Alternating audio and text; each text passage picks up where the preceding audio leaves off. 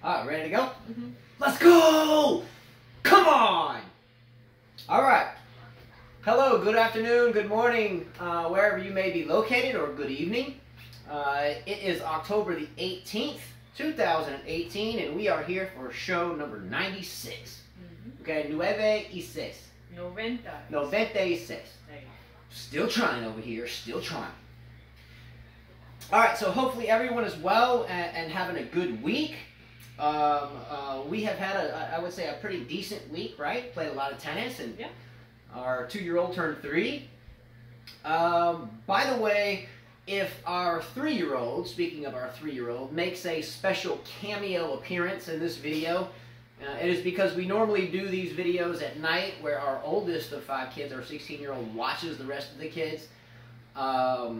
And I just lost my train of thought because my dog is licking my leg. So if a dog makes a cameo, Katana, go. If a dog makes a cameo or a 3-year-old makes a cameo, don't shoot us. Or the cat. Or Roger. Or the cat, yeah. So I only say that because about maybe almost a year ago, I bought this stringing machine. And I was so excited to get the stringing machine out and do a video of how to set up a Prince Neos 1500 stringing machine. Mm-hmm. And I did that. However, when I was doing that, the baby was like screaming in the background, "Daddy, daddy, daddy, da da da da." And I downloaded the video and put it out there because I thought, no one would hate on me because of a 3-year-old or 2-year-old then making noise in the background. Well, I downloaded the video, and within about 10 minutes, I had somebody like, just shut that kid up, shut the kid up. What the heck? How can you live with such a kid in the background? Me, as a father of 5 that's raised 5 children, it's just normal noise for me. So again, I only bring this up because when I did the stringing machine video, which inevitably I did the whole video over again a couple of months later, but I got really hammered for my child making some noise in the background, which to me I think is just part of being a father. Well, I would have slapped that person if they would have said that in front of my face. Yeah, I mean, you can go back and look at the video. Someone was like, "Shut your kid up, man. Shut that kid." I think it was more colorful than that. I think it was like, "Why don't you hold something over his mouth and put a blanket over his mouth." No, not a blanket. What you put on the dogs? Oh, a muzzle. Yeah, that was the comment. Put a muzzle on that kid. Anyway, I only say that because I know that not everybody is accustomed to raising kids. But not everybody likes kids, too. And not everybody likes kids. Yeah. But, again, part of the interruption ahead of schedule if the 3-year-old makes a cameo appearance. I'm all for the cameo appearance. Well, let's get to the show Let's go. because then he'll show up. All right, so last show we did not do a viewer segment portion because we took so much time off and we felt the comments would have been in the past or antiquated. So what we wanted to do today is, while the rest of our children were at school, we wanted to do basically a show that involved viewer comments predominantly. Well, I guess you could say there's a lot of comments or a lot of topics we wanted to discuss last show, but we felt like maybe they were too risky from a political standpoint, namely like Djokovic and Nadal playing in Saudi Arabia and the political implications, But Sister to Queen reached out and brought up a topic question about how we thought about that exhibition that may take place in Saudi Arabia. But we're gonna cross that path as we get into viewer comments, right? Right. So again, if you were just tuning in, these comments come from the show prior to this one. So all the comments that Carla's going to read come from the last comments that came in from both parts of last show. Topic number 1, though, that I want to bring up myself, and Carla, I think we talked about this earlier. I don't think she knows I'm going to bring it up, but she will be one of the same opinion on this, I can promise you. But the topic I want to bring up first, before we jump into all of your topics, is a topic that we have spoken about before on this show, a couple of times for that matter. But the topic is the thought of women being able to play 3 out of 5 sets like the men do. We have had, I think maybe it was Stefan or Furzy09, or Stimpy Boy, or all of them have brought up, why don't we have women playing 3 out of 5 sets and at least a final or majors and so forth. So what I'm going to do is bring up that topic again. So the topic is should women or can women handle playing 3 out of 5 sets? And my take on that is no, and it won't ever happen, and it just cannot. So I want to tell you my side of why this can never happen and why it would never make sense to do so unless it's a male arguing the case that they should. Okay? So yesterday, Carla and I played a match. Lately, the past 2 days, we've played 2 out of 3 set matches. The anticipation of going 2 out of 3 sets. So Carla won easily against myself yesterday and 2 straight sets. So for me, yesterday, I wanted to try to hit her off the court. It didn't work, and she won easily. So today we played 2 out of 3 sets, and we split those sets. And again, I must say that Carla is not an out-of-shape woman with 5 kids. She trains, she works, we play tennis daily, she eats right, she sleeps right. We follow diet exclusively. We don't eat processed foods. We diet well. I mean, there's nothing compromised in her conditioning at this point. There are a lot of things that women go through biologically that are cyclical, if you know what I mean, being careful with words, that sometimes women go through as well. So just remember that. But today we played a match, and Carla won the first set easily. So 6-4 first set. I mean, it wasn't easy. No, I was up 5. You were up 1. She was up 5-1 at one point and ended up taking the first set 6-4. So even though it was a battled first set at 5-1, she began to tire a little bit, and not getting personal, but sometimes cyclical things biologically happen. And I understood this. I knew this. So my thought was, given this type of situation she is in, if I can just chip, even if she wins the first set, she's eventually going to tire. Well, that happened late in the second set, and I took the second set 6-3. So she was up 5-1, and again, I was chipping, running her, knowing that she's going to eventually just hit shots. But I figured she couldn't keep it up that long and would eventually succumb to it. So the first set, she was up 5-1, tired a little bit. She took it 6-4. Second set was kind of a little bit difficult at first, but I kind of cruised on to the second set at 6-3. The last set, visibly very, very tired, still chip, and I ran to the finish line with a 6-1, 6-3. with a 6-3 third set. So all I'm bringing this up for is, again, I reiterate, Carla is fit and strong, just like, to me, she's in as good a shape as anybody that's still playing on the WTA circuit, in my opinion. Well, I told you, I said this is why women can't play 3 out of 5. There's no way. Yeah. There's just absolutely no way. Yeah, and again, I'm not being ostentatious or showy or beefing her up. I'm just telling you, there's players on tour right now in the top 50 that I would put my money on her to beat. I'm just saying. I'm not saying that because she's here. I'm just telling you the truth. From a coaching perspective and a player's perspective, she would win some matches there. But with hours of grinding that goes on a tennis court, and it wasn't even that hot today, No. but with hours of grinding that go on, for me as a man, in the third set, I felt like I was getting stronger. But for her, biologically and breaking down, she was obviously fading away, second set and into the third. So I just want to reiterate, I bring up this topic because, again, it's been brought up a lot of times. Should women play 3 out of 5 at any point in time in a major or any other tournament? I'm heavily voting no on this. Again, because today I watched someone that can generally blow me off the court when she wants to, fade away because of certain things that are biologically cyclical for her. Hence why in a major, to push someone 3 out of 5 sets when they're losing blood and other things from their system, it drains them. So today I was lucky to pull out a long 3-setter, but I knew that this was occurring, and I think that anybody, female or if males had to go through the same thing, I don't think it would be fair or possible to expect someone to go deep into 5 sets while overcoming certain things as well.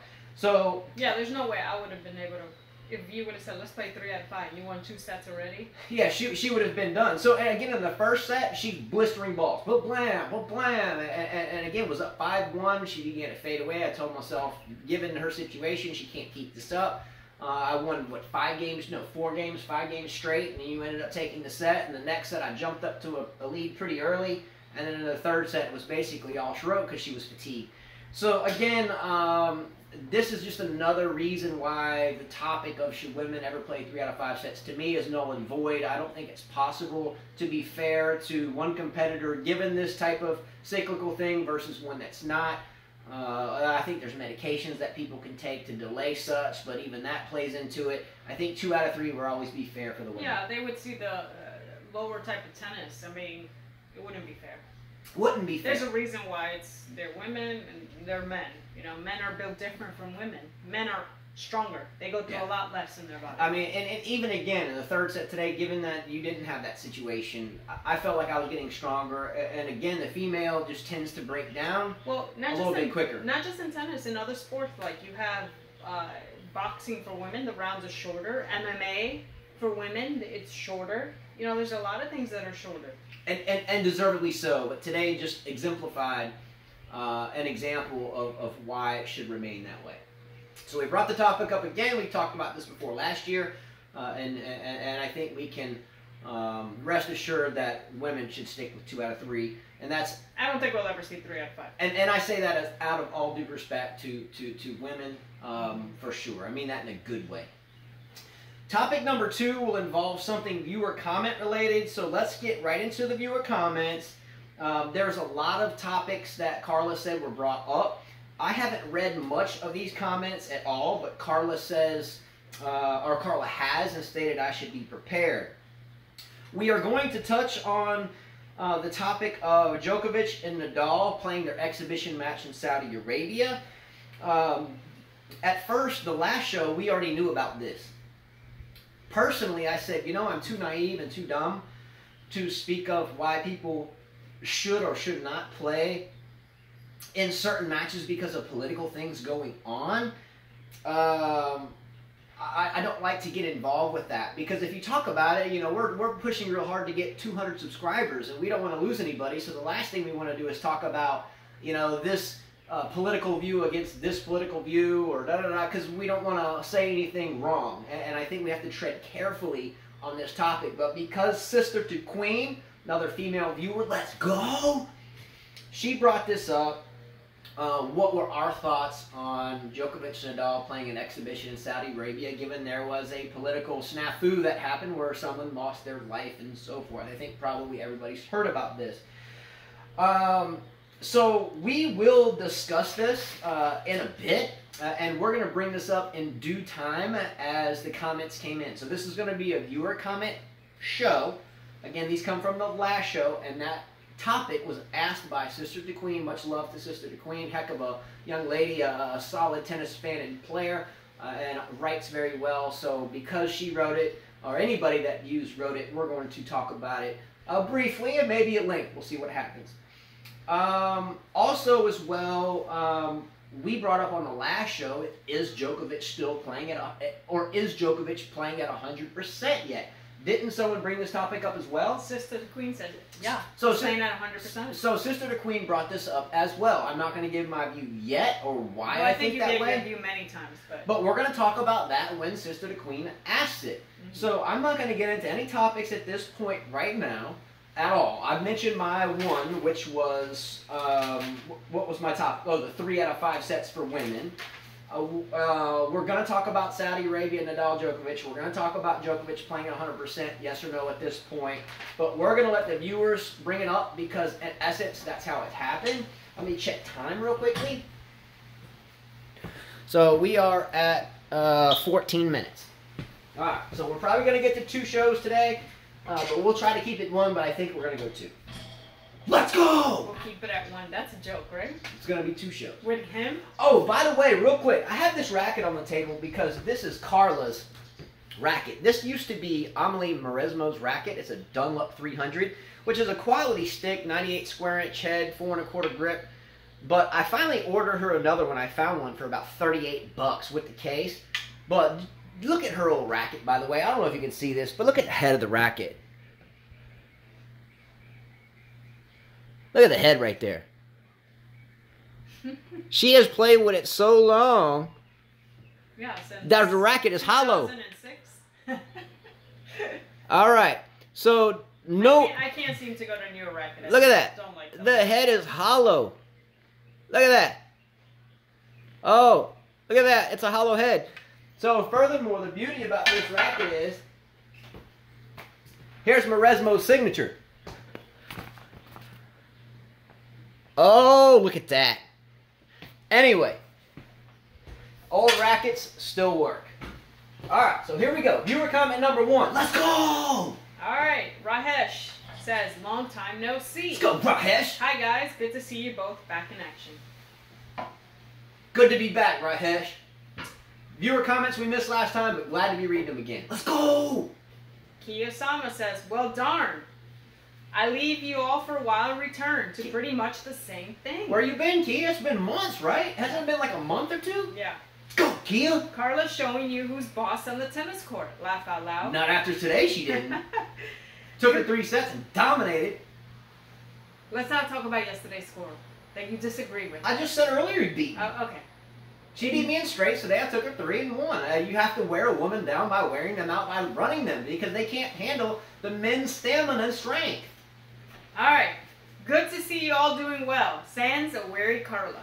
And wishing a happy belated birthday to the little guy. Oh, she noticed you were weary in the last video? I think her and Wayne and Chia did notice. It was like 11 o'clock at night or 12 o'clock at night. She'd been up since 4:30, and I told her we had to do a video because after 13 days off, that you guys would start leaving us, and we didn't want you to think that we had went away. We just had been grinding it out. So we're here. But to your poll questions, top 3 movies of all time. Probably not, but just those I can watch often. Rebel Without a Cause. Great Big movie. James Dean fan. Great movie. So am I. Monty Python and the Holy Grail. Anything with Python, pretty much. That's deep. That's deep. Monty Python. Yeah, it's what is that called? A satirical movie. It's satirical. I've never seen it. What was another Monty Python movie? There's a couple of them, but great pick. I didn't expect that one. Okay. Halloween, the original. Oh. Honestly, I never get tired of watching it, no matter how many times it comes on TV. Horror movies. What are your 3 favorite? I didn't say mine. My 3 favorite? Mm-hmm. All right, here we go. So here's my 3 favorite movies. My first favorite movie of all time would be Sound of Music with Julie Andrews, where the kids are in Nazi Germany and they escape to Switzerland and they all sing. Again, we have 5 kids, and I try to be very disciplined with them all. I try to let them all play music. We have kids that play the drums and the guitars and the clarinet. I like to sing. I like to play the guitar. There's some videos of us all doing music actually not too long ago. Where the whole family's sitting down, even the grandparents, and playing. My dad plays the guitar and the piano. My mom plays the ukulele. So The Sound of Music for me is number 1. If you haven't seen it, check it out. Number 2 would be Gone with the Wind. I have no ties in terms of what Gone with the Wind's about, or being from the South, or slavery, or anything like that. I just think the movie is very well done from start to finish, and I think it's iconic and an epic movie. I think Rhett Butler and Vivian Leigh and Ashley, I think it's a very well done movie. So that would be number 2. Number 3 would be the Top Gun. My father, flight surgeon Navy, 20 plus years, flew A4s and F4s, T2s and carrier quals and so forth in the Navy. I was raised as a Navy brat from San Francisco to Virginia Beach to San Diego, all over the country. So I grew up around aircraft, military aircraft, and I find Top Gun being one of my all-time favorites. Okay? Gone with the Wind, Sound of Music, Top Gun. What are yours? Mine are The 10 Commandments. Great movie. Love watching that movie. The old VHS, like 3 discs. Reminds me of my grandparents. Anytime they have it on TV, I love watching it. I think he gets bored by it. All right. Second one, The Lord of the Rings. The first one. Sorry. I'm out. And the third one would be The Good, the Bad, and the Ugly. That's a great movie. One of my Clint favorites. Eastwood. I love watching it. I love Clint Eastwood. Nice Same Western. Great movie. Yeah. But Lord of the Rings, I'm out. It's one that I actually enjoy watching. I love Viggo Mortensen. One of my favorite actors. I have a crush on him. She used to tell me that she only liked me because I look like Viggo Mortensen. He does kind of look like him. Oh boy. Good over here. Let's go. Then you have to dress like Aragorn. Should take my shirt off and look like He-Man up in here. Look like Thor. That's how I roll. Alright. Let's go. Next comment. Kiyosama says, Other Paul. Feel bad for Delpo. Did someone put a hex on him or what? So many injuries, and like you mentioned, this might be a game changer. He definitely didn't need to be in Shanghai, and he didn't help himself with all those other smaller 500 tournaments he was in earlier. But then again, he was seeking the points. I've been a person who also doesn't believe in having so many tournaments after the US Open. And the players need to fight more to get an off-season of sorts. I realize it's probably an impossible dream, what with all the money involved and needing to put food on the table, and unless you're in the top 10 or even 5, you're not getting a lot of revenue otherwise. It's a double-edged sword. It is a double-edged sword. Great comment as always, Kia. It's always fun to hear your comments. I did not read that. She read it to me now for the first time. I agree with you. It's a game. It has to be a game changer to break your knee bone, which is your patella, the round bone on top of the knee that you can move around. That's, I mean, for someone that's his size, 6'6", 6'7", to fall that hard, to fall down like that and crack the knee bone. I mean, I understand that you could recover from it, and you're going to recover fine. But geez, the wrist a couple of times, a long time out, now the knee. What this makes me humble about in a way is look at the big guy players. Look at Karlovic. Look at Isner. You have Del Potro, obviously, but Del Potro. You've got Anderson, who's another big guy. And there's so many of them. Kachanov's hanging a around. big guy, yeah. So for these big guys to play for so long, the Kachanov's still young, but for these guys to play for so long without major injury, Isner I don't think has had a lot of injuries or any. No, he's been lucky. Karlovic I think has been pretty much an all-star all the way around. But for Del Potro, this may be... Yeah, but they've got different type of games. Potro his serve is not as hard as those other bigger guys. Anderson can serve a lot better than Potro, in my opinion. Yeah. Potro has to hit the ball. He's a baseliner. So he puts a lot of grind he and tear on his body. Yeah, he wears and tears a lot. And again, Del Potro is all-time on my top list of 20 players of all time. I mean, I followed this game for so long, and some of my favorite players were from before I was born. But Del Potro's on my list of top 20. Definitely not in my top 10, but he's in my list of top 20, which is respectable. Yeah. To me, he's a million times better than Andy Roddick. Oh, of course. And Andy Roddick's not even my list of 20. He's not even my top list of 50. Andy Roddick, to me, is... I mean, he's better than Federer. I mean, he's got one Grand Slam, and he could have had a few. He could have had a few more, but... There's Djokovic, Federer, and Nadal. Okay, wait a minute. Here's an off-the-wall poll question. In their primes, if you had Andy Roddick in his prime, and you had David Ferrer in his prime, and they had to play 10 matches, and you had to choose who would win more matches out of those 10, I would take Ferrer. I'd take Roddick just because of the serve. Ferrer is a smaller guy, and he has to work a lot harder. I take Ferrer. I think Roddick won a lot of free games on his serve. I still take Ferrer. Next comment. Didn't she have some rapid-fire questions? She's not done yet. Oh, okay, let's go. Kiyosama. And last but not least, does the player's performance... I'm sorry. I was just making sure she's got quite a few. And last but not least, does the player's performance during the last few months of the year have any bearing on how one performs in the new year? Or at least the Australian Open? No. Yes, probably. I don't. The points for one thing and wanting to be in a solid position within the main draw at the Grand Slam. Personal boost of confidence or a way to gauge your skills before the big matches? It's a good point with the confidence boost, but at some point, look, when I go out and play a match, if I'm into the match, I'm into the match, playing it, and then I have to sit and take a break, my legs get cold again. What I'm getting at is at some point you have to take a break. So, okay, so we played through the U.S. Open. I've got a subpar season going on. I go into Shanghai, Beijing, whatever the tournament is, Moscow. Yeah. I get into these tournaments and I play well. Okay, that's great. It's a confidence booster, but at some point I played for an entire year, I have to rest. The knees get cold. The body gets cold. The mind gets cold. I personally think that players do better than ever or better than the rest of the year prior in these tournaments because the rest of the players are either there because they've already agreed to their tournament schedule, already agreed for sponsorship, already agreed for, already have their hotels and travel expenses. They might as well go, right, at this point because they're going to get marketing, they're going to get sponsorship and sell tickets and so forth. But for me, eventually the body has to rest. So they can go win Shanghai all they want. They can go win Moscow all that they want.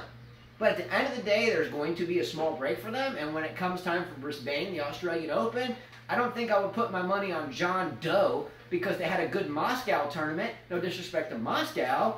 Well, if you notice... I would rather put my money on someone that had a decent year, didn't really do too well or play at all the end of the year tournaments that started fresh. And look, you got the NBA that's 5-6 months out of the year, they take 6 months off. You got football, 4 or 5 months a year, they take 6 months off. You got boxing where they fight once or twice in an entire year. You got golf where, I mean, I can't get into the golf because I find it boring to watch, but I know it's arduous to play. But there's break times. Tennis, you start in January and you finish in the end of September. And then you've got all these other tournaments and everything else going on, and you expect people to play at the highest level all the way through them? Totally disagree. Totally disagree. I think confidence booster, okay. Confidence booster for the lower ranked For the lower ranked players. Because the top players, the top 10 players, they're tired. And a lot of them lose matches. Like you wonder, why did they? Well, they're tired. They don't really care. They have enough points. They have enough points. I guess Potro, because he didn't play a full year, felt like he had to play the smaller ones just to make up some points. Well, I think it's a crock because Del Potro should have never been playing after the U.S. Open. He's prone to injury. He's got a bad wrist. He's super tall. He does fall a lot. If you watch his matches, he kind of ends up on the ground a lot. He reminds me of a giraffe when he runs. Yeah, I mean, I like the guy. But for him, it should have been, I'm out after the U.S. Open, take a couple of months off, physio, cardio. Well, he should have done with Nadal. He should have just chilled. Nadal's chilled. At the end of the year, you notice he doesn't really care if he'll be number one or not. So I mean, he had already qualified for the ATP Finals. Let's look at basketball players like LeBron James. Doesn't the coach Luke Walton for the Lakers want to play his minutes mildly this entire year because he knows that their team is not going to be able to contest against the Rockets, the Celtics, or the Warriors? So the coach Luke Walton's like, I'm gonna really monitor LeBron's minutes this year because I don't want to risk injury, fatigue, or someone getting disheartened in the team because they're not doing very well. I'm going to limit his minutes this year so I can pull in Damian Lillard from Portland and have Rondo and have McGee and have LeBron. They don't want to be injured right now. So for me, the manager behind Del Potro that allowed him to go gusto at such a tournament, to me, is a schmuck because I would have had to have told Del Potro, you end up on the ground a lot, you're super tall, you've had wrist injuries, you did well at all the majors this year that he played in. I mean, gee whiz. I would have said, let's go easy and let's get set for next year. Confidence builder, okay, if you're Barankis. You don't need a confidence. You don't need a confidence booster if you're in the top 20. In reality, the only person that I could think of that's in the top 20 would be like Dimitrov, because he's lost so many matches, so he needs these extra matches. Or somebody like Wawrinka trying to get his tennis form back to 100%. Or his timing back. Yeah, and he kind of lose, But maybe for the younger generation, like Shapovalov, Severbev, Koric, Thiem, Tsitsipas, they all need to play catching up. They all need to play these smaller tournaments. Agree, totally. All right, let's finish her comment. She also says, there's a difference between just practicing on your own and having a match play in a tournament against other relatively tougher opponents. Well said, yes. But personally, I still don't think there shouldn't be that many events after the U.S. Open. Agreed. We just talked about that. I agree with you totally. But the confidence builder thing, I disagree with because this late in the year, if it's a confidence builder for you to beat players that are either there and not giving their best, or because it's for the ones that are in the top 20. They need that confidence. Yeah, I'm out on the confidence booster. How much time do we have left? It's like 28 minutes. Okay. Simonovic. So she didn't have a rapid fire question? It's way ahead. Like way over. All right, let's go, Simone. I haven't heard from Simone. I'm sorry. I am skipping. Let's see. No, I'm not skipping. Go on, don't skip. This one's a big comment. It's Kia again, and then there's people commenting. All right, let's get it down. Okay, Kia says, P.S. Carla, what's with the argument about the heat in the Australia when it comes to Djokovic? The guy has won the tournament 6 times. I thought he won it 8 times. 6 times. Is it 6? Yeah. So I thought Djokovic won it 8. Is it only 6? It's 6. Okay, sorry. I'll look it up. No, don't go. Go ahead. The guys have won tournament 6 times, so I doubt that the heat is that much of a problem. Second, yes, it's possible to win the Australian and the French Open in the same year. They aren't played back-to-back, remember? It might be tough on anybody, but you seem to forget Novak's determination. Oh, and by the way, he did win the Australian and the French Open the same year, 2016. Australian and the French are played back-to-back. No, the only ones that are played back-to-back is Wimbledon and the French. Oh, okay. No, I see what you're saying. Yeah.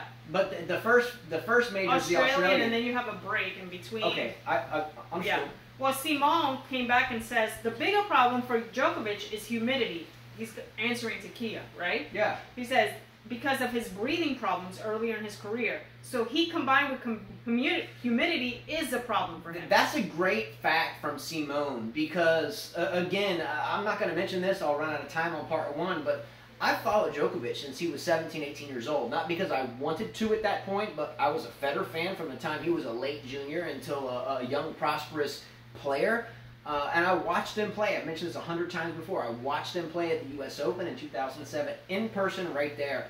And Djokovic, it was always a topic around stringers, around people at the tournament, that there was a breathing issue. And I would have to say his team has done well to push him above that. Yeah. But that's a great take. Well, then Simone says, at 5K tennis, I don't know, maybe it's possible that it will be tougher, but I say humidity is a bigger problem than only heat.